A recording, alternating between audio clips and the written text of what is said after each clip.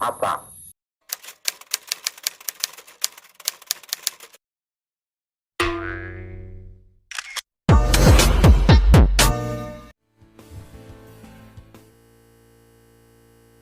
Assalamualaikum warahmatullahi wabarakatuh.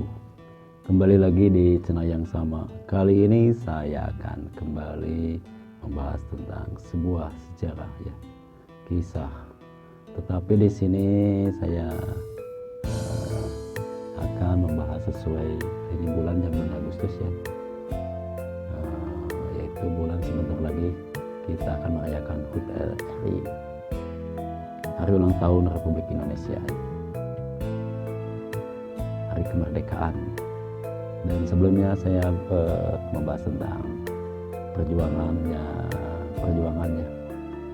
untuk kemerdekaan di Garut, yaitu tentang Kiai Haji Mustafa Kamil. Dan saya sekarang mau membahas dulu tentang kisah teks proklamasi ya, tentang proklamasi yang pernah dibuang ke tong sampah. Bagaimana kisahnya dan kenapa dibuang ke tong sampah? Padahal teks proklamasi itu sangat penting sekali ya, karena dari secari kertas itulah Indonesia merdeka ya. Dari tulisan itulah Indonesia merdeka dan bersatu untuk memerdekakan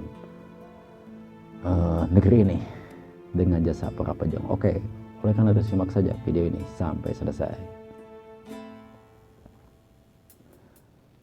Naskah proklamasi kemerdekaan Indonesia ditulis dengan tulisan tangan oleh Soekarno sebelum diketik menggunakan mesin ketik.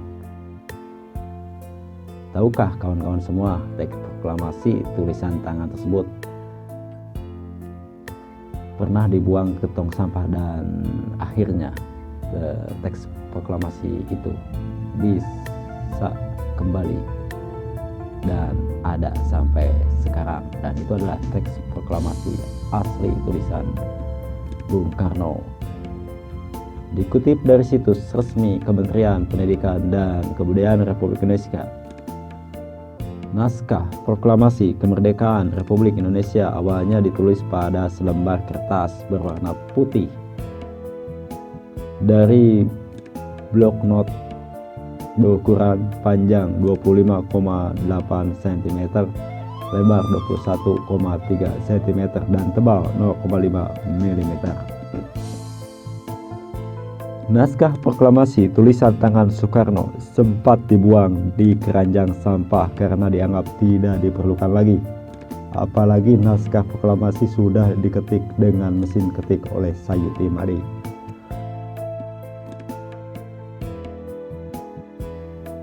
Untungnya naskah proklamasi tulisan tangan tersebut diambil dan disimpan oleh Burhanuddin Muhammadiyah atau BM sebagai dokumen pribadi setelah dapat perumusan. Naskah proklamasi berakhir pada 17 Agustus 1945.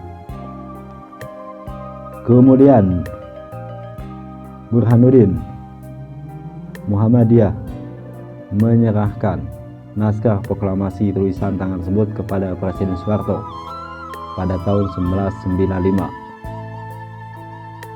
Pada tahun yang sama, naskah asli proklamasi tersebut disimpan di Arsip Nasional Republik Indonesia hingga saat ini. Naskah proklamasi kemerdekaan Republik Indonesia dirumuskan oleh 3 orang, yaitu Soekarno, Muhammad Hatta, dan Ahmad Subarjo. Paragraf pertama, naskah proklamasi adalah usulan Ahmad Subarjo. Paragraf kedua, naskah proklamasi adalah usulan Muhammad Hatta. Selanjutnya, naskah proklamasi dimintakan persetujuan sidang yang seluruhnya berjumlah sekitar 40 orang. Naskah proklamasi kemerdekaan Indonesia dalam keadaan baik dan terawat meski ada kerusakan di beberapa bagian. Kerusakan antara lain terdapat sekitar 15 lubang pada bagian tengah. Kertas bekas dimakan serangga. Warna kertas berubah menjadi kuning kecoklatan. Pada bagian tengah dan bawah terdapat bercak kecoklatan akibat reaksi kimia bahan perekat pada selotip yang mengering. Meski terdapat beberapa kerusakan, tetapi seluruh kalimat masih bisa terbaca jelas.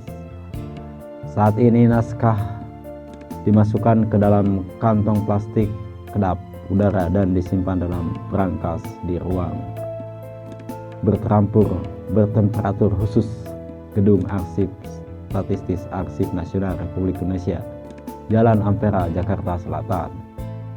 Naskah Proklamasi Kemerdekaan Indonesia termasuk kategori cagar budaya benda dengan peringkat cagar budaya nasional.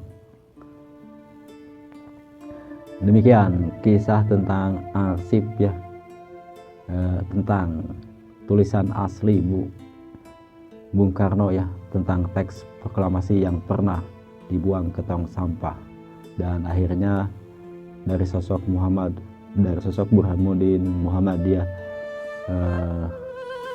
teks asli proklamasi itu didapatkan karena beliau yang menyelamatkan atau memungut di keranjang sampah dan disimpan sebagai dokumen pribadi, dan pada tahun 1995 diserahkan kepada Presiden Soeharto dan disimpan di museum atau dokumentasi ya, disimpan di Gedung Arsip Statistik Arsip Nasional Republik Indonesia ya, yang berada di Jalan Ampera, Jakarta Selatan. Oke, terima kasih. Mohon maaf apabila banyak kekurangan. Apa